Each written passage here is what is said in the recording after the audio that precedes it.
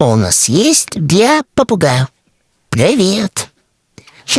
Такой вот мел, кальций. Он что, такая миска какая-то потрупная. И дали дубовые эти, чтобы они ползали там и игрались. Казина какой-то, я не знаю вообще, что за фигня. Далее такая вот держалка, чтобы попугаи сидели. Еще какая-то вешалка. Странная. И еще какие-то деревяшки какие-то. Вот тут они едят, там еще было стекло, зеркало, чтобы смотреть курица. Ну и вот такая держалка.